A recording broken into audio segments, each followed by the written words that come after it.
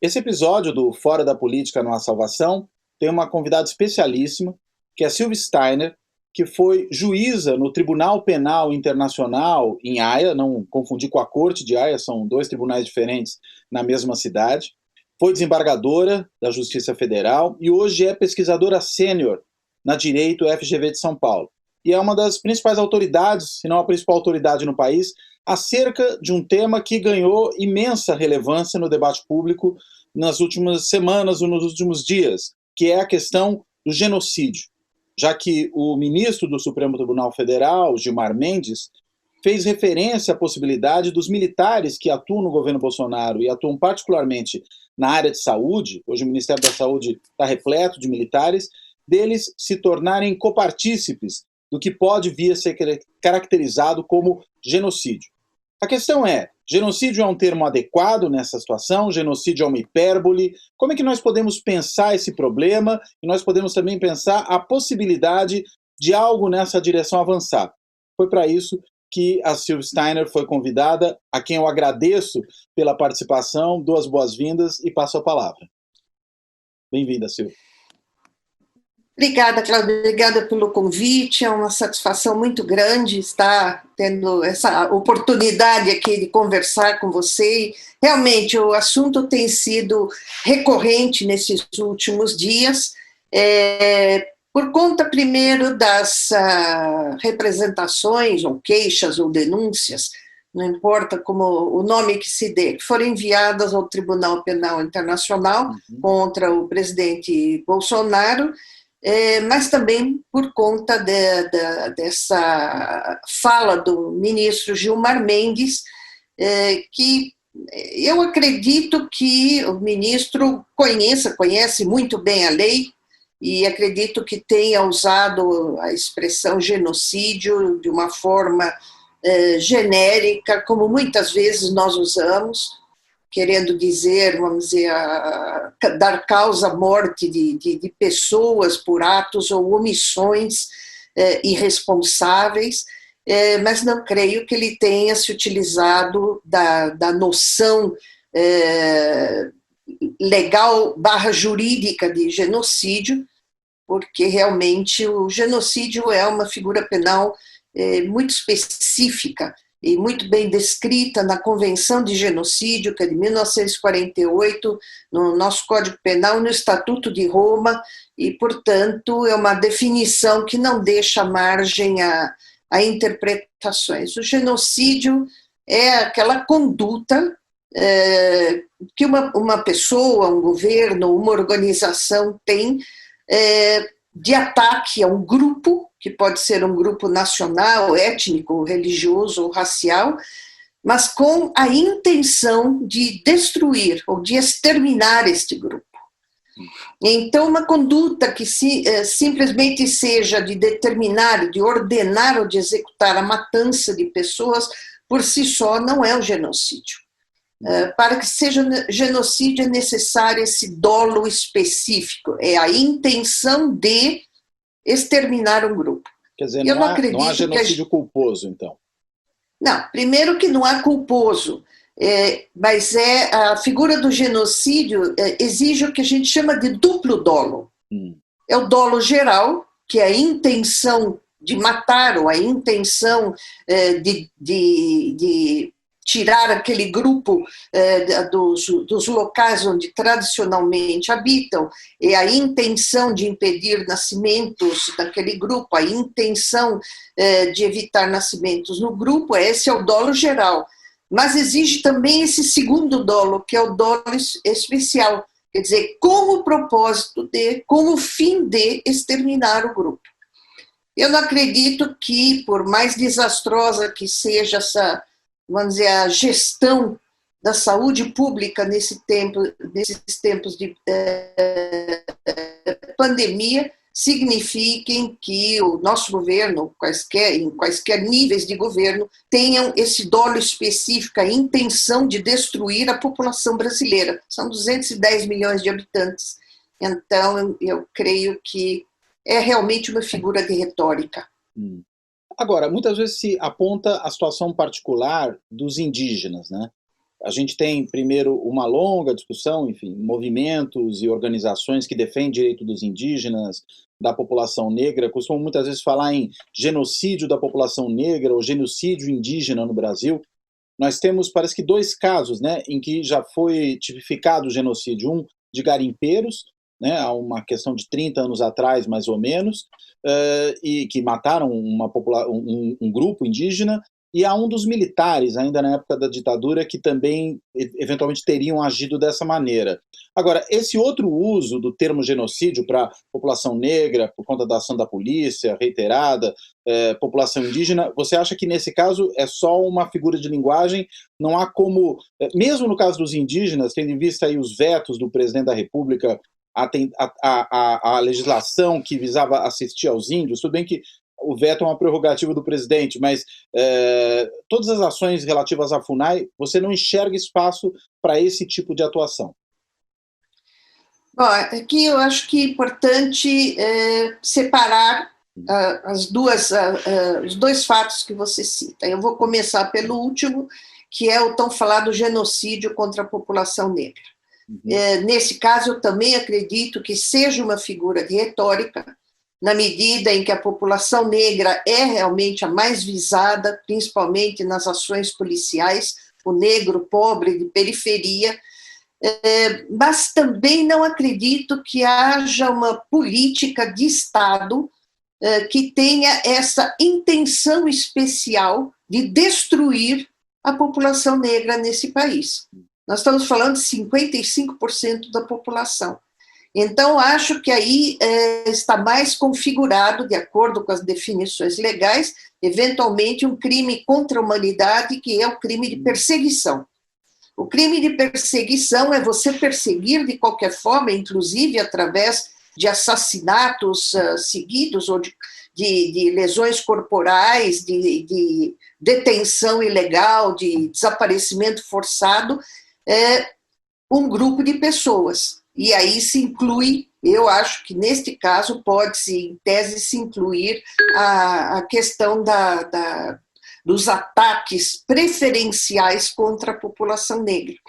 Mas, repito, não o genocídio, porque não vejo como, inclusive, possível no mundo fático essa intenção de exterminar a população negra do país. Quer dizer, de limpar, de um dia não termos mais a população negra no país. Eu acho que, então, se usa a expressão genocídio quando se deveria utilizar a figura do crime contra a humanidade e de perseguição. Então, só para ficar claro, desculpa, claro, a distinção entre essas 2 categorias penais, né? O genocídio Sim. e o crime contra a humanidade. Como é que a gente pode distinguir claramente para quem nos assiste, nos ouve? São completamente diferentes. Aliás, em muitas das manifestações, até de ilustres internacionalistas que eu tenho ouvido, se tem usado indistintamente genocídio e crime contra a humanidade, quando são 2 figuras penais completamente distintas.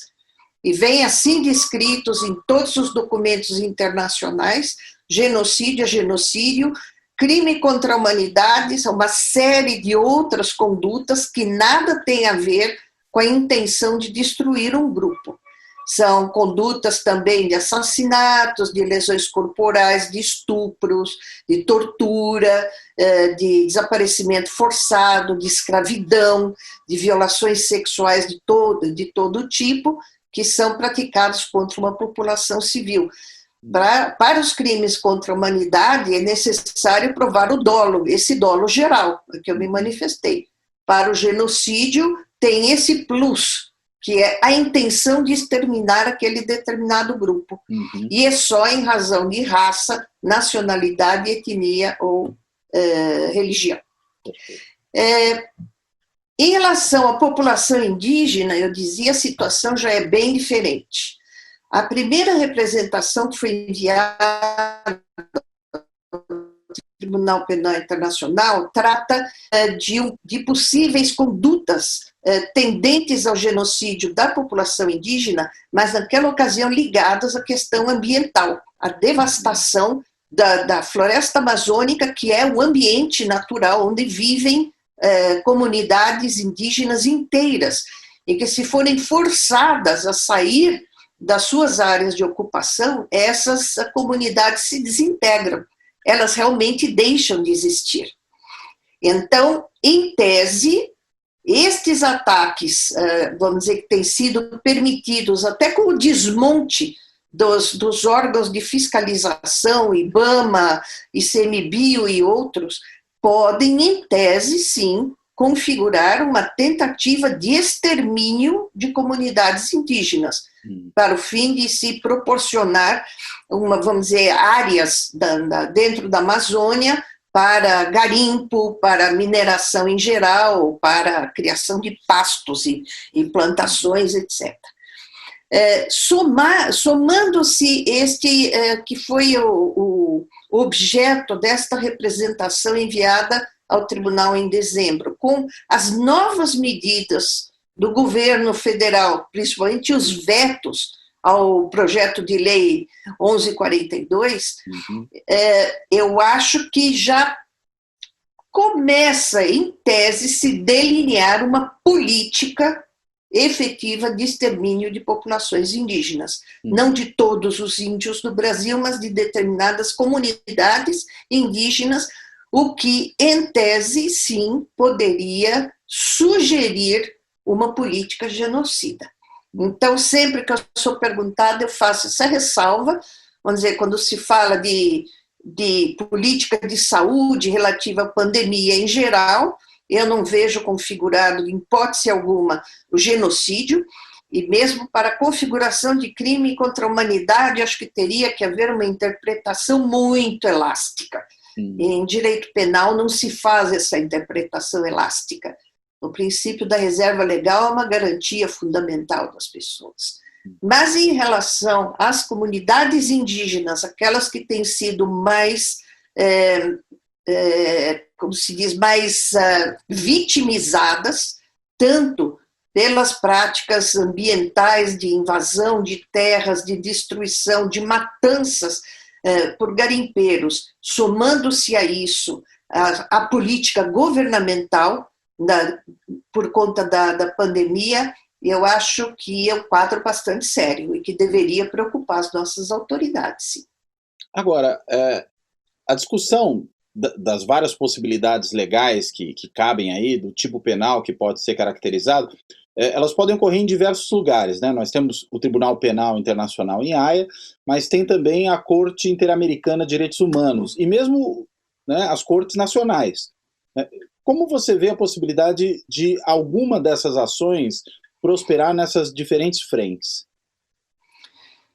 Bom, Cláudio, eu tenho, em todas as oportunidades em que eu sou chamada a me manifestar, eu tenho dito e repetido que eu acho que o panorama permite que entidades não governamentais, universidades, órgãos federais, estaduais, recorram à Comissão Interamericana de Direitos Humanos, porque é uma política de saúde visivelmente violadora de direitos fundamentais.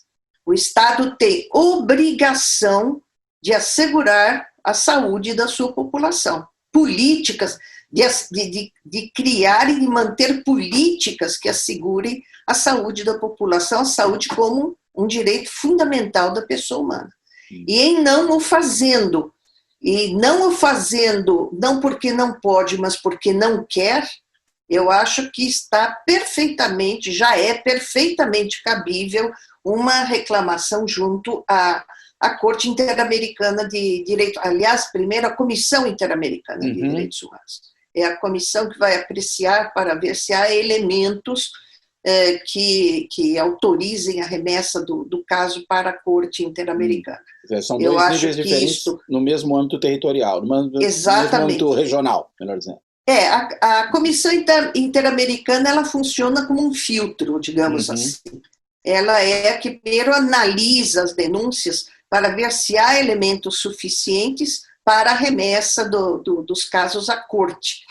Agora, uma das exigências para que um caso seja admitido perante a Corte Interamericana é o esgotamento dos recursos internos. Então, aí nós entramos vamos dizer, na segunda parte da pergunta que você me faz, se não seria possível buscar-se uma solução através, vamos dizer, dos meios internos.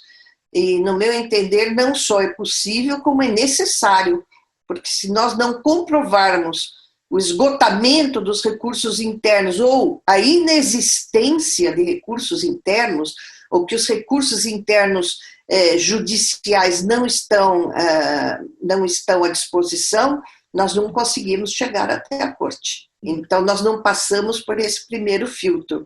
Então, já acho que é hora das entidades mais organizadas começarem a se movimentar no sentido de provocar o Poder Judiciário para a responsabilização do presidente da República, de ministro de Saúde, de secretários executivos. Aí tem que examinar qual é a hierarquia do Ministério da Saúde e que está sendo responsável por esse desastre que nós estamos vendo. Nós já estamos aqui entrando, acho que no 5º mês de quarentena, e nós só vemos números crescerem, sim, ao invés de diminuírem. Então, alguma coisa está errada. E que não venham os órgãos federais, as autoridades federais, culparem os governadores e os prefeitos, porque não fossem as ações tomadas pelos governadores e prefeitos, o desastre já estaria sendo muito maior. E isto é cientificamente comprovável. Então, não é como se diz, não, eu acho que. Isso já está comprovado, que nós temos conseguido, de certa forma, segurar, ainda que num patamar alto, o crescimento exponencial da epidemia, mas que, se não fossem as medidas tomadas a nível local, estaria muito pior a situação. E agora, você vê, nós recebemos, eu repito o que eu leio na imprensa, de que apenas 30% dos recursos do Ministério da Saúde destinados à pandemia foram utilizados até agora. Eu acho que isto, vamos dizer, se não gera crime, no mínimo um crime de responsabilidade, eu não sei o que mais gera. Eu não sei, então, o Ministério da Saúde há meses sem ministro, o Ministério da Saúde que se tornou uma caserna, vamos dizer, encheram de militar, ninguém especializado em cuidar da saúde, e que ainda por cima não destina as verbas que são específicas para atendimento da pandemia. Então, eu creio que, no mínimo, o crime de responsabilidade já deveria ser apurado. Quer dizer, reconhecer que não se trata de genocídio não é minimizar o tamanho do problema, né? Não, absolutamente. Mas é ver qual é o problema, né? Qual é a natureza, a característica específica dele, não? É o que eu acho, porque também não adianta, vamos dizer, entrar, nós já temos 4 ações no Tribunal Penal Internacional, onde se apura a responsabilidade penal por crime internacional. Que se, vamos dizer, vencidas todas as etapas de um exame preliminar que leva 1, 2 anos, se muito teoreticamente decidisse o procurador abrir uma investigação, a pandemia já teria até passado, esse governo já teria eventualmente mudado. Quer dizer, por que buscar uma alternativa que não vai trazer nenhum benefício, pelo menos no momento em que nós precisamos? Eu digo apenas como exemplo de medidas cautelares que podem ser expedidas pela Corte Interamericana de Direitos Humanos, com determinadas diretrizes que o país tem que seguir na medida em que aceitou submeter-se à jurisdição da Corte Interamericana. Foi tomada agora recentemente uma medida cautelar pela Corte, se não me engano é 35, medida cautelar 35 de 2020 pela Corte, exatamente em relação à questão indígena, determinando que trata especificamente dos Yanomamis, que é uma outra tribo. Foi um pedido ingressado pela Comissão Nacional de Direitos Humanos, e obtiveram uma medida cautelar, determinando que certos cuidados e certas atenções sejam dadas às populações Yanomamis. Portanto, o resultado imediato, muito mais eficiente, e foi muito pouco noticiada. Quer dizer, cria mais impacto midiático dizer que ele foi denunciado no Tribunal Penal Internacional, vamos dizer, numa ação que provavelmente não vai passar pelo estágio preliminar, de exame preliminar, enquanto nós devemos estar, eu creio, mais ativos em responsabilizar as autoridades perante o judiciário brasileiro e, eventualmente, a Corte Interamericana. Agora, uma dúvida que eu tenho. Na Corte Interamericana, caso, enfim, algo chegue lá, se julgam indivíduos ou governos? Se julgam governos, não é? Se julga o governo. Se julga o governo, embora, vamos dizer, as decisões sejam muito claras em atribuir a responsabilidade, pelo menos moral, a pessoa A, pessoa B e pessoa C.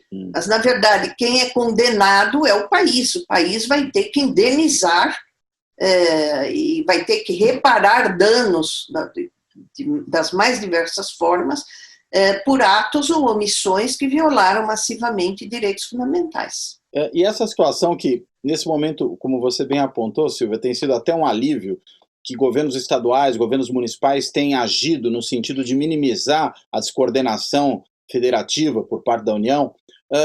Essa atuação dos governos subnacionais, nesse caso, ela não pode, de alguma maneira, confundir o processo do ponto de vista da responsabilidade? Não, o Estado brasileiro agiu por meio de seus estados e municípios, ainda que a União não tenha agido. Isso não pode produzir uma certa confusão na maneira como a Corte Interamericana vier, por exemplo, a julgar esse caso? Em tese, sim, Cláudio, pode confundir, mas se nós temos que verificar quais são as atribuições do governo federal em face das questões relativas à saúde pública e se essas obrigações do governo federal foram cumpridas ou não. Se nós formos examinar, na maior parte dos estados, as obrigações que cabem aos governadores estão sendo cumpridas.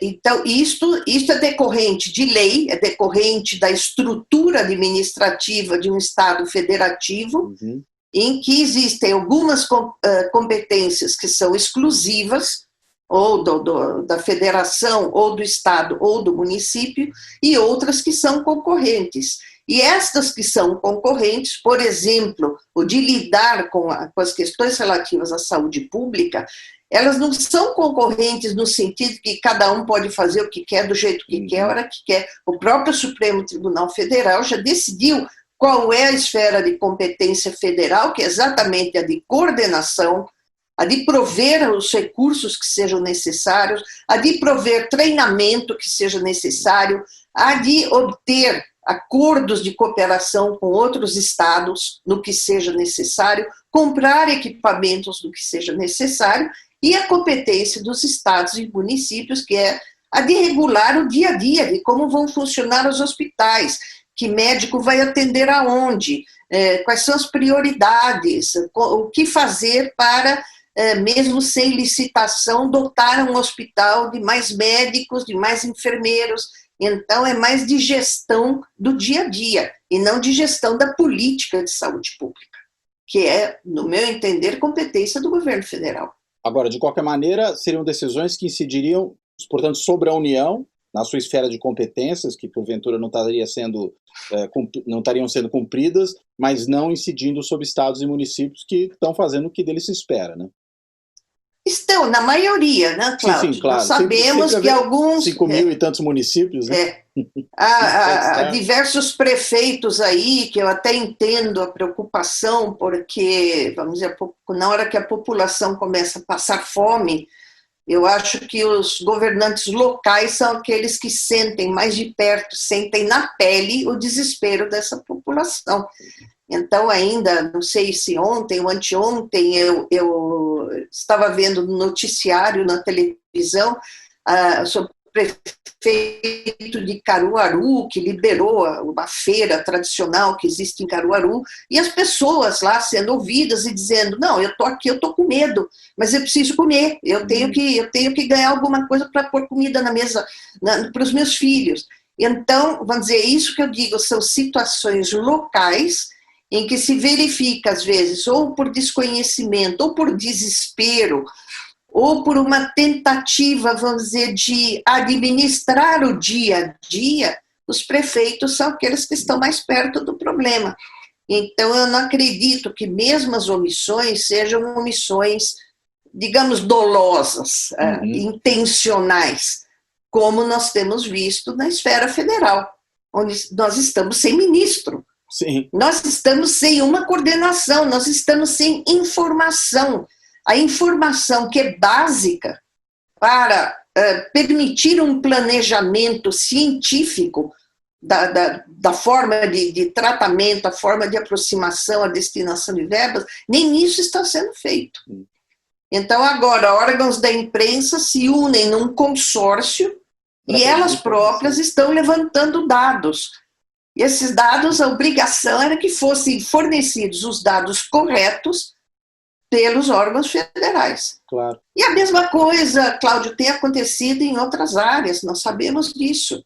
É um INPE que não pode dizer onde se aumentou o número de queimadas, é o INMetro que não pode dizer se a gasolina está sendo mais adulterada ou menos adulterada. Quer dizer, nós estamos numa política de silenciamento dos órgãos de informação, para ficarmos reduzidos apenas àquela informação que convém ao governo federal divulgar. Isso, pela minha idade, você sabe que eu já passei por isso, e não me agrada nada passar por isso outra vez, não é? Imagino. Agora, uma última pergunta que eu acho que é importante do ponto de vista de possibilidades eventuais futuras, né? O Brasil é membro do Tribunal Penal Internacional, né, a corte que você integrou, e uma das condições, né, de ser partícipe desse Tribunal Internacional é, quando necessário, se um brasileiro tiver que ser julgado lá, me corrija, por favor, se eu estiver enganado, que esse brasileiro seja encaminhado pelo Brasil à corte. Isso faz sentido, isso é verdade. Sim, quando se inicia uma ação penal, vamos usar a terminologia daqui para ser mais fácil de entender. Claro. Quando se inicia a ação penal, o acusado tem que estar presente, o tribunal não tem julgamento à revelia. Então, há duas possibilidades. A apresentação voluntária, como já aconteceu, por exemplo, no caso do Quênia, em que o presidente foi denunciado. E, é lógico, ele não pode ficar morando por 3 anos em Haia, enquanto responde ao processo, se ele é presidente da República. Então, a Câmara de Julgamento estabeleceu 1 semana de julgamento por mês. Esta semana, o presidente Kenyatta tinha que estar presente para ouvir testemunhas, etc. Então, esse é um arranjo que pode ser feito, mas o réu tem que estar presente na fase de julgamento. Se ele não se apresenta espontaneamente, é expedido um mandado de prisão. O mandado de prisão, ou o próprio país entrega a pessoa, ou qualquer país que seja também Estado parte do Estatuto de Roma, se essa pessoa for para esse país é obrigado a prender e entregar para o tribunal.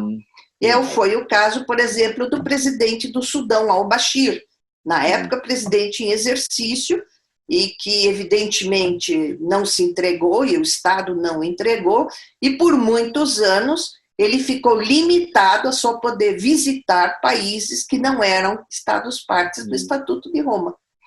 Tá certo que ele descumpriu essa ordem algumas vezes, mas enfim, se arriscou. E deixou de ir a diversos eventos, porque o país anfitrião falou, desculpa, não venha, porque senão você é obrigado a te prender, a te entregar. Então, limita, vamos dizer, a movimentação do presidente da República, ou do ministro de Estado, o que seja, ou mesmo que não pode deixar... Né? Agora ex-presidente. Sim, ou mesmo de ex-mandatários, né, que também correm esse risco. Sim. Qualquer pessoa acusada pelo tribunal que tenha um mandado de prisão expedido contra si, tem que tomar muito cuidado. Se botar os pés num Estado que tenha ratificado o Estatuto de Roma, será preso e entregue ao tribunal, como foi o caso com diversos dos nossos detidos atualmente perante o Tribunal Penal Internacional. Agora, a Constituição brasileira... Eles pediram um mandado de prisão internacional. Nesse caso, né? Sim, nesse caso eles pediram um mandado de prisão internacional. Agora, para eu entender uma coisa, a Constituição brasileira, ela veda a extradição de brasileiros, né? Como é que esses dois elementos convivem? Porque o Tratado de Roma é incorporado pela Constituição, né? Quando o Brasil se torna signatário. Só que, ao mesmo tempo, a Constituição tem esse dispositivo que proíbe a extradição de brasileiros. Como é que se resolve esse imbróglio?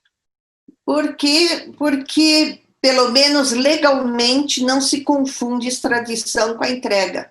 A extradição é de um estado para outro, é uma relação que nós dizemos horizontal, entre duas soberanias de dois estados. Certo. Então, nós não entregamos para um outro estado soberano o nosso cidadão. A entrega ela é feita para um órgão que é supranacional. Perfeito. Então, não há uma disputa de soberanias aí no caso.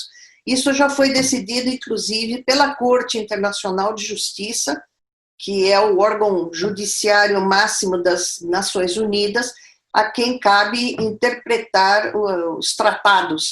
Então, esta distinção entre a entrega e a extradição, ela é pacificada, não há mais dúvidas em termos, não há mais discussão em torno do tema. É que, logicamente, para o leigo fica difícil entender, porque o resultado é o mesmo. De alguma maneira, mas, sim. Na verdade, é a mesma coisa que você pedir uma xícara de açúcar para o seu vizinho, ou você ir até o governador e pedir uma xícara de açúcar, digamos assim, alguém que está numa relação vertical com você e não numa relação horizontal de igual para igual. Perfeito. Muito bem. Silvia, quero te agradecer muitíssimo por essa conversa, pelos esclarecimentos, acho que é fundamental deixar isso tudo claro, e peço a você que faça as suas considerações finais, se quiser acrescentar algum ponto que nós, porventura, não tenhamos tratado, por favor, fique à vontade. Bom, Cláudio, eu que agradeço muito o convite, um prazer muito grande ter essa oportunidade, que para mim é um diálogo, e eu estou sempre aberta até para ser contrariada no diálogo. Eu acho que nós temos que distinguir, vamos dizer, a análise jurídica, legal de um fato da análise política desse fato. Essas denúncias que têm sido remetidas ao Tribunal Penal Internacional, elas têm um peso político inegável, e embora eu particularmente acho que elas não terão seguimento do ponto de vista legal, não será dado seguimento, mas tem um impacto, coloca o país numa posição muito desagradável de ser demandado constantemente perante os órgãos internacionais. O Conselho de Direitos Humanos das Nações Unidas já se manifestou em desagrado à maneira como o Brasil está conduzindo a política de saúde pública durante a pandemia.